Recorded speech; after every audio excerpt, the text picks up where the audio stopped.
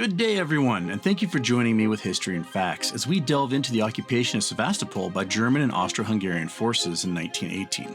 Sevastopol, a strategic port and naval base located on the Crimean Peninsula, played a crucial role during World War I. Today, we'll take a closer look at the events leading up to the occupation and its impact on the region. Firstly, let's explore the background of the occupation. In 1917, the Russian Revolution caused the downfall of the Tsarist government, leaving the Russian military weakened and vulnerable. Sevastopol is no exception, and with many soldiers demobilized due to the Treaty of Brest-Litovsk, the city was left susceptible to attack. In May 1918, German and Austro-Hungarian forces launched an assault on Sevastopol, which the weakened Russian defenders were unable to resist. Taurida Soviet Socialist Republic was quickly overrun by German and Ukrainian forces under the command of Petro Boblikhan during the Crimean Offensive. The relative quick pace of the operation was due to desertion and widespread demoralization among the forces of Taurida, in addition to simultaneous peasant revolts across Crimea. The city fell without much resistance. The surrender of Sevastopol forces took place on the 30th of April, 1918. The German forces immediately set up a military administration in Crimea against the wishes of the local Tatar population. General Erich Ludendorff began plans to set Crimea up as a German colony and used the territory as a stepping stone for German offenses in the Caucasus region. This government was part of a broader German-sponsored Ukrainian state, which had declared independence from Russia earlier in 1918. The impact of the occupation on the local population was profound. The occupiers imposed new laws and regulations which caused the people of Sevastopol to adapt to a new way of life. Food and supplies became scarce, and the locals were forced to rely on the occupiers for survival. The situation became so dire that many people resorted to black market activities to obtain basic necessities.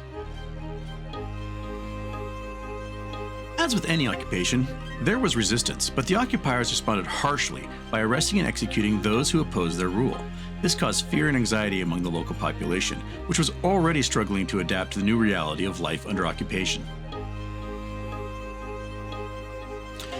Another tragedy for the Russian Navy in Sevastopol was the loss of the Black Sea Fleet in 1918.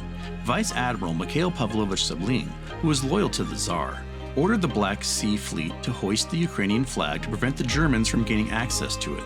Most of the Black Fleet refused and instead moved to Novorossiysk, the second most important naval base of the Russian Black Fleet, north of Gelendzhik. When they were supposed to return to Sevastopol after a negotiation and hand themselves over to the Germans, many of the ship's crews did not want to accept the humiliating conditions. The Russian sailors sank the most important ships of the Navy in the Semitskaya Bay off of Novorossiysk, near the town of Tupse. The occupation of Sevastopol finally came to an end in November 1918, following the collapse of the Central Powers at the end of World War I. The German and Austro-Hungarian forces were forced to withdraw, and the city was once again under Russian control. However, the impact of the occupation was felt for years to come. The region was left scarred by the events of the war and subsequent occupation. In conclusion, the occupation of Sevastopol by German and Austro-Hungarian forces in 1918 had a profound impact on the region. The occupation caused widespread disruption, and its legacy was felt for years to come. Nevertheless, the occupation is an important part of the history of Sevastopol and the region, and it reminds us of the devastating impact that war can have on lives.